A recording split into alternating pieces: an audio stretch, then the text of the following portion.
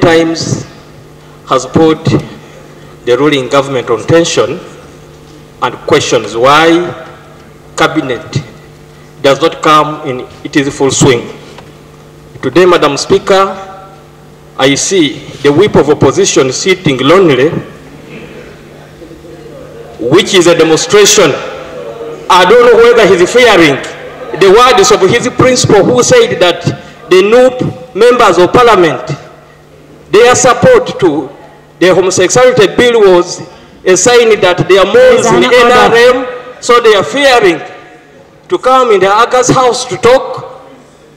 Madam Speaker, and at the same time, I see Honorable Basalwa is there. The mover of the NRM government, which I belong to, need to bring that bill.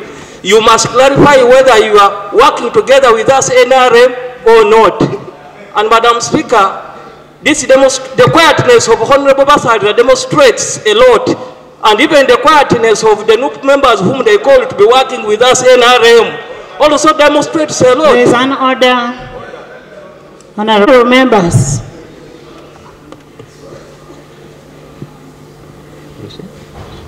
Madam Speaker, I thank you.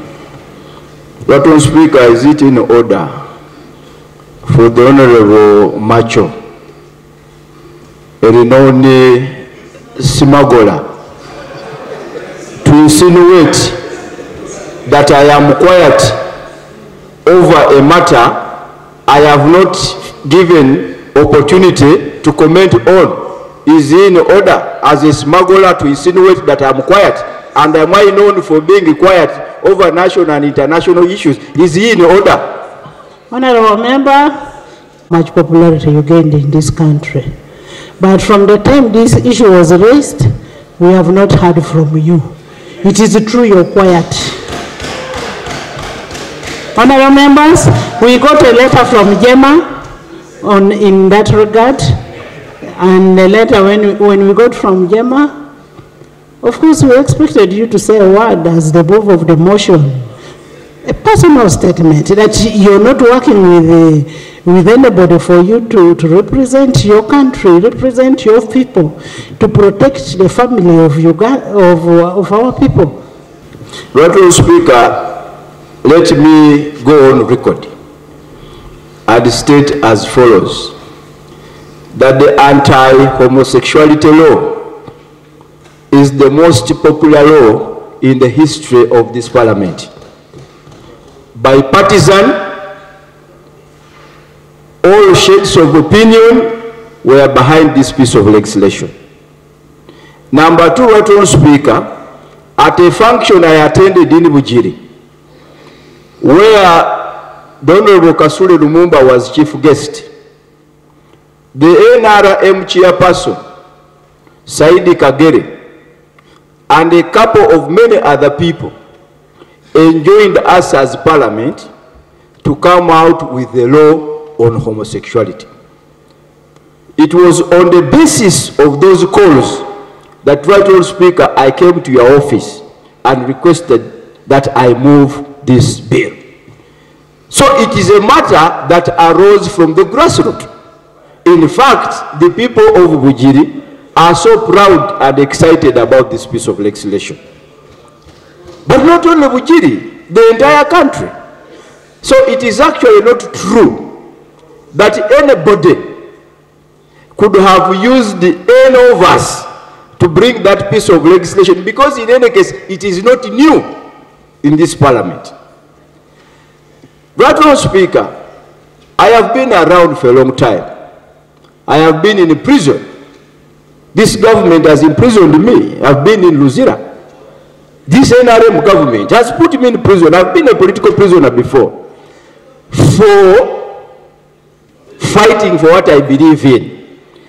But, Madam Speaker, I'm also aware that forces promoting homosexuality are very strong. They have money, they have influence. And I know that some of our colleagues are under pressure. There is a lot of pressure, there is a lot of intimidation. And I have engaged them. These forces, I have engaged them because they have come to my office from Britain, America, and the rest. They are looking for allies. Allies to promote that immorality in this country. I want to be on record, Honorable Speaker, that as a country we must stand our ground. God who created us will make us survive. This idea of saying we are cutting aid, we don't come to America, don't go to Britain, yes, it is their right. But nobody should determine how we think. Honorable Speaker, polygamy in Europe is criminal. Who has complained? If I was in Europe, I would be in jail because I'm polygamous. Yes, I would be in jail. Polygamy in Europe is criminal. What is wrong with homosexuality being criminal in Uganda? This display of double standards, such a not display of double standards, it is display of no standards, cannot be accepted. So let us stand our ground. This parliament took a decision. We are proud of that decision.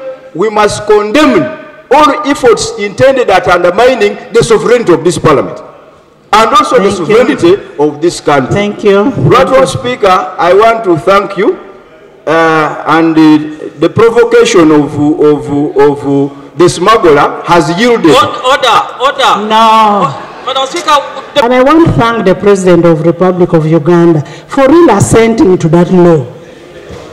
Some people thought that the President was not going to assent to the law. I am proud and happy with what the President did. they should leave our country. We will continue protecting the family. We will continue protecting the family, protecting the rights of our children and our country, and will not live in handouts. Because you want to buy a visa. My visa was cancelled. Let them cancel. Have I died? I have said so long as you don't cancel a visa to Bokedea, I have my home and Buyende. I will go there freely. You can cancel the other visa, which is okay. Will not,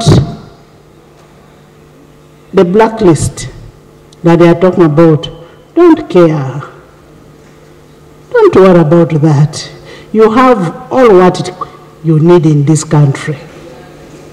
In Uganda, so long as your kids are not being sodomized, your kids are living a life. This business of saying that you're going to use people's children must stop. When I remember that law, let them leave our country. They go and live in UK, they live in London, they live in US, or wherever they want to live. But this law, we are going to protect it with our blood, with our sweat, and our souls.